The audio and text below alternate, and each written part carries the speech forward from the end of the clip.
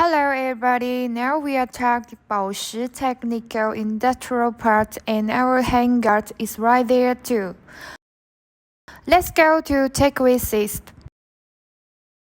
As now we are coming the salon of our company, and the next we will go to visit the research development department, the office area, the conference room, the manager department, and the showroom.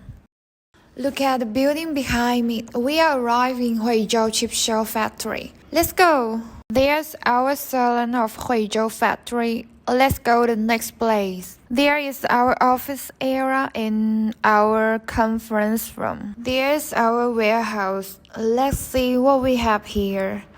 Is what can see the available stock for accessories or spare parts. There's our workshop for DIP machine. And the weight soldering machine here as well. As you can see that all with floor soldering machine around me. And now look at this just for the assembling of module after aging test. This is just a porting machine. Let's see how they work. The next one is for pitting machine for fix up the lamp on the circuit board. Hello, there's the aging text around of module.